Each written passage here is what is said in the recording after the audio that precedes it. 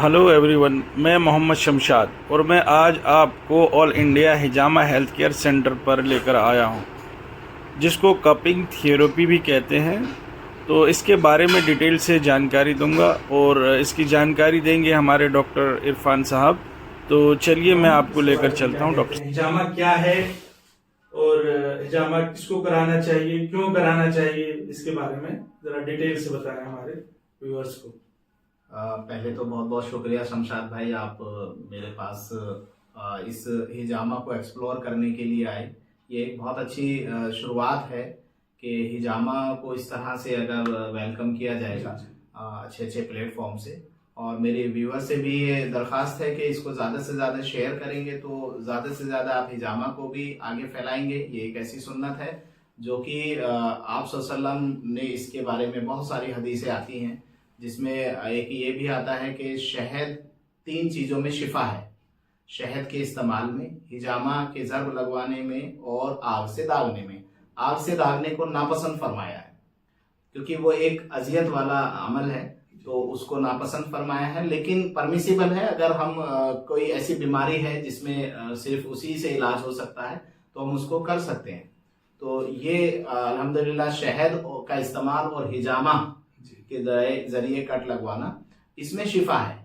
और इसके अलावा भी बहुत सारी हदीसें हैं कि तुम्हें जो भी इलाज करते हो उनमें सबसे बेहतरीन इलाज वाला हिजामा है। तो इस तरह की बहुत सारी हदीसें मिलती हैं। तो ये तो इस्लामिक प्रोस्पेक्टिव है कि एक सुन्नत है, और हमें क्योंकि सुन्नत है इसलिए इस पर किसी तरह का कोई शक व शुबा की गुंजाइश बाकी नहीं रहेगी। डॉक्टर साहब, जैसे आपने बताया अभी हिजामा इस्लामिक वे में है, तो अब आप बताइए मेडिकल बेनिफिट्स क्या है इसमें। देखिए, हिजामा के बारे में जैसे कि नाम से पता चलता है, एक अरबिक वर्ड है और ये एक हजम वर्ड से मिलके बना है, जिसके मायने होते हैं सक करना, सक्शन। तो हिजामा अरबिक वर्ड है कि हम इससे एक सक्शन के थ्रू ब्लड को बाहर निकालते हैं। इसको हम दूसरी जबान में कहें तो कपिंग थेरेपी, जो कि आम जबान में लोग इसको इस्तेमाल करते हैं, बिकॉज इसके अंदर कप्स यूज किए जाते हैं। एक टेक्निक्स के थ्रू हम कप्स यूज करके ब्लड को बाहर निकालते हैं, और ये एक डिटॉक्सिफिकेशन प्रोसेस है जिसके अंदर हम बॉडी के उस टॉक्सिन्स को बॉडी से बाहर निकालते हैं जो कि हमारी बॉडी के अंदर बीमारी को पैदा करने का सबब बनता है। तो इसके जरिए हम बॉडी को डिटॉक्सिफाई करते हैं और बेशतर बीमारियों के अंदर इसका बहुत अच्छे नताइज मिलते हैं। मैं अल्हम्दुलिल्लाह पिछले 9 साल से प्रैक्टिस कर रहा हूँ हिजामा पर, और अल्लाह का शुक्र है नेशनल इंटरनेशनल बहुत सारे अवार्ड्स भी इसमें अल्लाह का बड़ा करम है कि मुझे मिले। तो इसमें क्या होता है कि जो हमारे जैसे बहुत सारे केसेस के अंदर जो ज्यादा नताइज हैं, तो हेयर फॉल के लिए इसमें बहुत अच्छे बेनिफिट हैं। सर्वाइकल स्पॉन्डिलोसिस या लंबर स्पॉन्डिलोसिस में इसके बहुत अच्छे रिजल्ट हैं, और स्किन डिजीज में इसके बहुत अच्छे रिजल्ट हैं। बॉडी में पेन तो कहीं पर भी हो, चाहे वो नी पेन हो, कमर का दर्द हो, घुटनों का दर्द हो, और बॉडी में कहीं पर भी कोई पेन हो, तो अल्हम्दुलिल्लाह। और खास तौर से स्पोर्ट्स पर्सन इसको मसल्स रिलैक्सिंग के लिए जरूर कराते हैं, और जो जिम वाले लोग हैं वो इसको रेगुलर कराते हैं बॉडी को डिटॉक्सिफाई कराने के लिए। डॉक्टर साहब, मेरा आपसे सवाल ये है कि हिजामा कौन कौन करा सकता है, और एक सवाल और साथ में मैं पूछ लूं, क्या जैसे बहुत सारे लोग सवाल करते हैं क्या रोजे में भी हिजामा करा सकते हैं, यानी तो ये आप मुझे बताएं और मेरे व्यूअर्स को। हाँ, हिजामा देखिए एक मेडिकल प्रोसेस है और ये प्रॉपर तरीके से किया जाता है। इसमें कुछ चीजें हैं जो हम पहले से डायग्नोस करते हैं, कुछ टेस्ट भी कराते हैं। तो उसमें हम एज लिमिट को इस तरह से बैरियर कर सकते हैं कि बहुत ज्यादा 80 प्लस के जो लोग हैं उनके काफी मल्टीपल कॉम्प्लिकेशंस होती हैं मेडिकली, तो हम वो पहले ऑब्जर्व करने के बाद ही हिजामा को डिसाइड करते हैं। हाँ, 80 से ऊपर के लोगों को भी हमने हिजामा किया है। और मिनिमम एज जैसे हम करते हैं कि 12 साल से कम लोगों को हिजामा के लिए फिर हमें और ज्यादा थोड़ा डायग्नोस करना पड़ता है। लेकिन बच्चों को भी हिजामा किया जा सकता है, लेडीज में भी हिजामा होता है। और लेडीज में खास मखसूस जो दिन होते हैं पीरियड्स के टाइम पे, उस टाइम पे हम अवॉइड करते हैं क्योंकि ऑलरेडी ब्लीडिंग हो रही होती है। और दूसरी चीजें हैं कि क्योंकि पाकी नापाकी, क्योंकि एक सुन्नत इलाज है, तो हम पाकी में इसको करने की कोशिश करते हैं। बाकी हर तरीके की उसमें हम मेडिकली जो भी डायग्नोसिस है वो करने के बाद डिसाइड कर सकते हैं।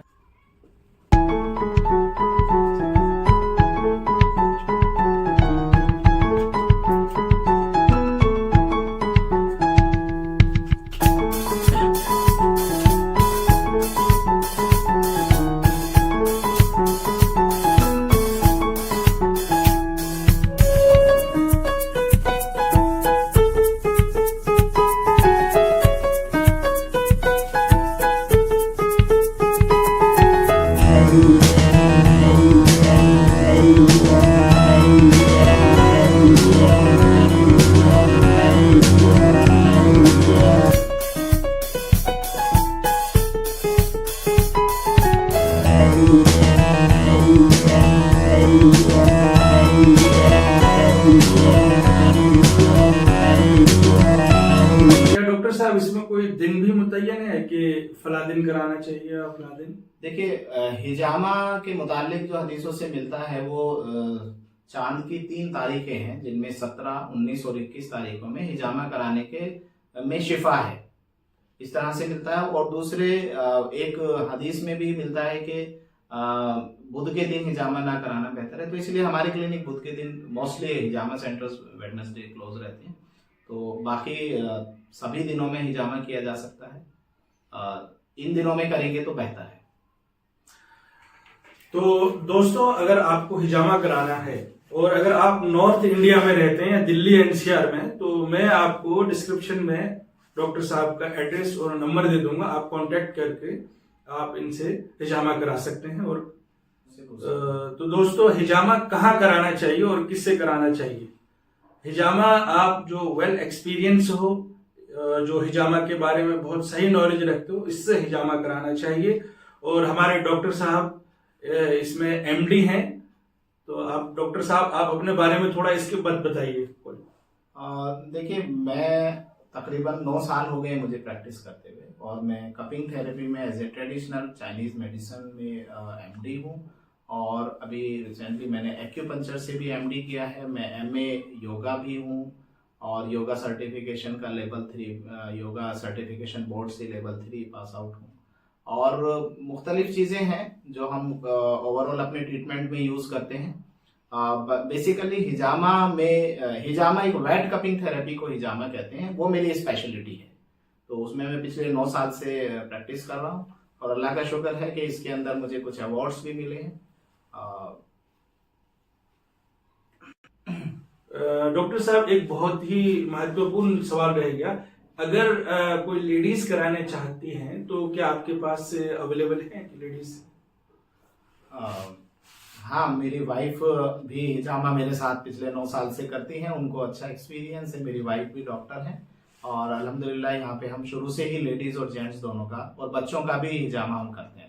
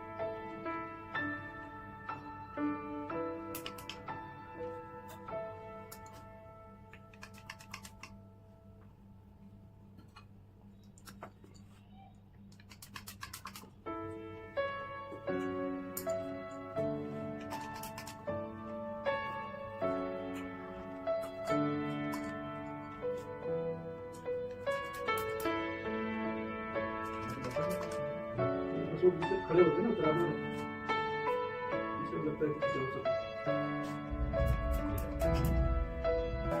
फाइनली डन हो गया और बहुत ही अच्छा फील हो रहा है।